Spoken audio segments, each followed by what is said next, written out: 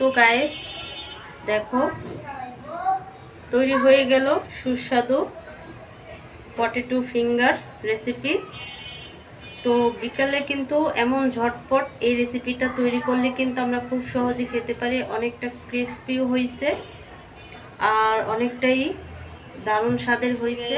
আসসালামু আলাইকুম, welcome back to my channel. কেমন আছো তোমরা সবাই? আশা করি ভালো আছো। আল্লাহর রহমতে আমি অনেক ভালো আছি। তো গাইস তোমাদের মাঝে আরেকটি ঝটপট বিকেলের নাস্তা নিয়ে চলে আসলাম। তো আজকে কি নাস্তা তোমাদের সাথে শেয়ার করব।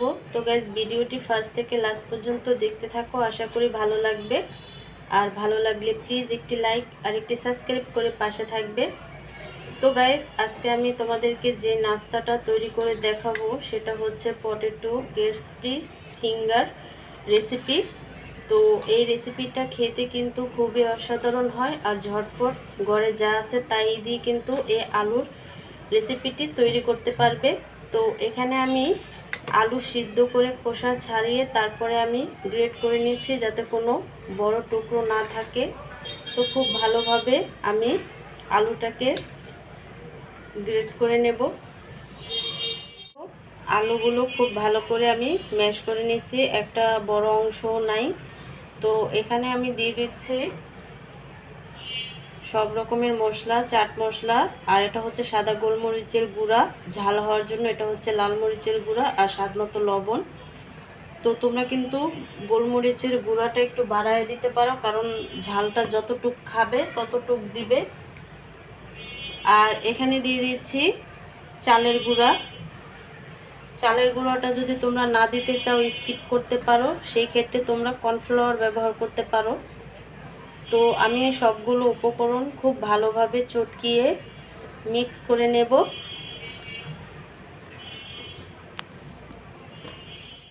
খুব ভালো করে আমি মিক্স করে নিছি। তো এখন আমি দুই ভাগে ভাগ করে নেব, তারপর আমি রুটির মতো করে বেলে নেব। একটা ভাগ কিন্তু আমি নিয়ে নিছি, তো আমি রুটির মতো করে বেলে নেব।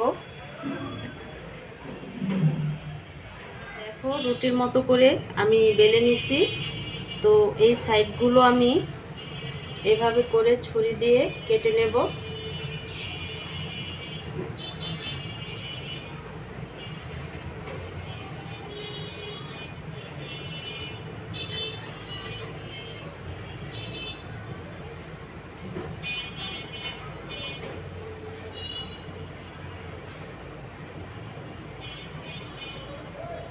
তো এইগুলো কিন্তু আমি ফেলে দেব না, আবার তৈরি করব।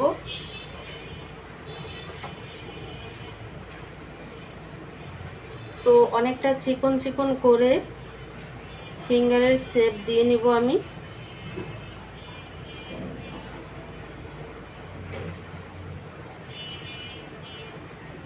সবগুলো নাস্তা কিন্তু আমি তৈরি করে নিছি, আর তোমাদেরকে কাছ থেকে একটু দেখাচ্ছি যে এই নাস্তাটি কেমন হবে।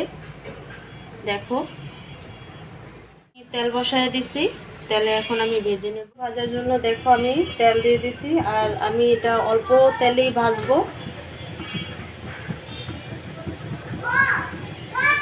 দেখো নাস্তাগুলো ভাজা হয়ে গেছে, তো এখন আমি তুলে নিব। তো গাইস দেখো তৈরি হয়ে গেল সুস্বাদু পটেটো ফিঙ্গার রেসিপি। তো বিকালে কিন্তু এমন ঝটপট এই রেসিপিটা তৈরি করলে কিন্তু আমরা খুব সহজে খেতে পারি। অনেকটা ক্রিস্পিও হয়েছে আর অনেকটাই দারুণ স্বাদের হয়েছে। তো গাইস আজকের রেসিপিটি কেমন লাগছে অবশ্যই কমেন্টে জানাবে। তো অন্য কোনো রেসিপি নিয়ে তোমাদের মাঝে আবার চলে আসব। আজকে এই পর্যন্তই। সবাই সুস্থ থাকবে, ভালো থাকবে। আল্লাহ হাফেজ।